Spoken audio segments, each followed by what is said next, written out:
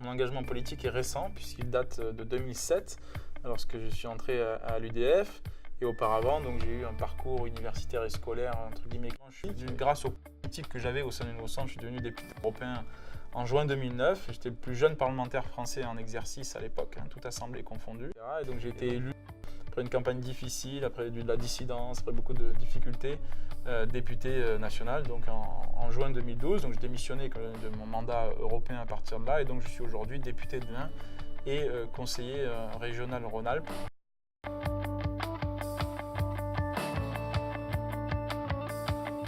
Moi j'avais un peu la double peine, j'étais jeune et handicapé, donc c'est difficile de faire pire quand on veut se présenter en politique, sauf qu'au contraire, je pense que finalement ça a été une chance et un défaut. C'est pas parce qu'on est différent des autres qu'on n'a pas le droit de représenter les autres.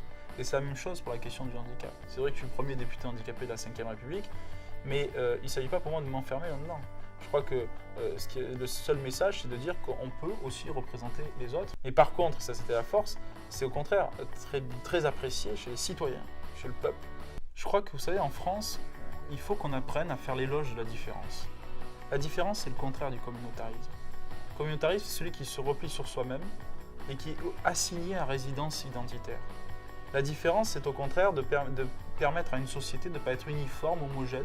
Il faut casser et briser la cloison et la barrière qu'il y a entre les personnes handicapées et les personnes, entre guillemets, dites normales. Et que le handicap ne doit pas être toujours pensé de manière négative ou connoté négativement. Et c'est pour ça que moi j'encourage ceux qui sont créateurs, ceux qui sont innovateurs, qui s'engagent en politique, qui s'engagent dans le monde de l'entreprise, qui s'engagent dans le monde de l'industrie, qui s'engagent dans le fonctionnariat, qui s'engagent dans le milieu associatif, dans le milieu sportif, peu importe. Ce qui compte, c'est l'engagement. Ce qui compte, c'est de ne pas être caché, de ne pas vivre en s'excusant, mais au contraire en assumant pleinement ses responsabilités. Les personnes handicapées, ils n'attendent pas de la pitié.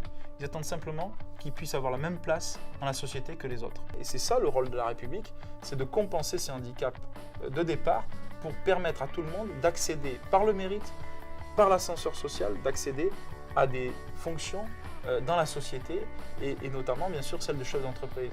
La société évolue là-dessus. Regardez le succès des films Intouchables. Regardez le succès des Jeux paralympiques de Londres. Ça montre que la société évolue beaucoup plus vite que le pouvoir politique sur la question du handicap. Et que donc l'économie évolue aussi beaucoup plus vite sur ces questions-là. Et donc c'est à nous d'encourager ce mouvement, de démontrer que le handicap n'est pas un fardeau et qu'au contraire il peut aussi être une chance. Et en tout cas il peut être aussi un moteur, et notamment dans le but de créer son entreprise ou de créer une activité. Donc moi je pense que ce sont ce genre d'actions et d'initiatives citoyennes qui doivent être pleinement encouragées et soutenues par les pouvoirs publics.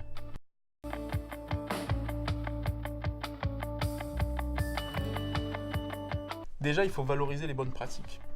Est-ce que vous croyez que c'est normal que dans la société dans laquelle on est aujourd'hui, les entreprises préfèrent encore payer l'amende plutôt que d'empocher le seuil nécessaire de personnes handicapées?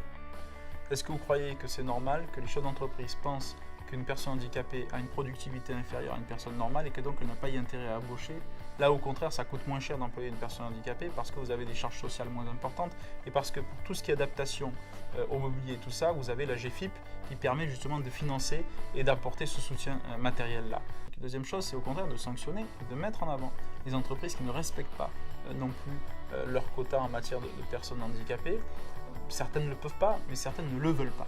Et ça, on a un changement culturel à faire là-dessus très important. La troisième chose, c'est qu'il faut aussi qu'on ait une approche de l'emploi qui soit spécifique pour les personnes handicapées. Alors on a créé Cap Emploi, un certain nombre de choses, mais on doit encore mieux individualiser la relation vis-à-vis du travail. Et c'est fondamental qu'on ait ce parcours de formation et de retour vers l'emploi. On sait très bien que les personnes handicapées sont plus touchées que les autres par période de crise. Et donc c'est important qu'on fasse cet effort-là et qu'on fasse cet effort nécessaire et qu'on renseigne aussi dans l'orientation les métiers qu'on peut faire ou qu'on ne peut pas faire. Et puis surtout, c'est changer le regard du handicap sur la société et casser ces barrières culturelles qui peuvent exister encore malheureusement trop souvent ici ou là.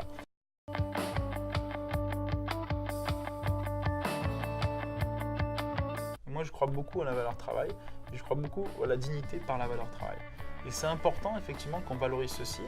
Alors ça peut passer par des aides fiscales, ça peut passer par des soutiens économiques, ça peut passer, mais surtout, et d'abord avant tout, ça passera par une transformation des paradigmes culturels par rapport à la question du handicap. Il faut qu'on soutienne la création, celui qui a envie de s'en sortir, celui qui a envie de s'en sortir par soi-même et qui a une volonté de se dépasser, de se transcender. Le but, c'est pas de créer 10 success stories. Le but, c'est pas juste d'avoir Damien Abad et Grégory Cuillerand qui résistent. Le but, c'est un mouvement de fond dans nos sociétés qui explique sa chance à tout le monde. Effectivement, ça doit être dit, peut-être par un soutien économique, notamment par un soutien au financement à l'aide à la création d'entreprises, qui soit peut-être plus fort encore pour les personnes handicapées que pour les autres. Mais vous savez, on ne résoudra pas la question du handicap uniquement par l'aspect financier. Et je crois qu'on a besoin, je vous dis, la première transformation, elle est culturelle, des mentalités. Et l'évolution des mentalités, ce sont les initiatives citoyennes qui peuvent le permettre. Parce que les initiatives citoyennes feront bouger le pouvoir politique, qui lui-même ensuite s'adaptera à ces évolutions de la société-là. Qu'il y a des sujets comme ça, comme le handicap, qui doivent transcender les clivages partisans. Et qu'on a besoin sur ces sujets-là que la société avance dans son ensemble. Et on a besoin sur ces sujets-là qu'on ne fasse pas de la politique avec un petit p ou de la politique politicienne. On a besoin au contraire de donner un cap, une vision, et on a besoin qu'ensemble on porte une espérance nouvelle.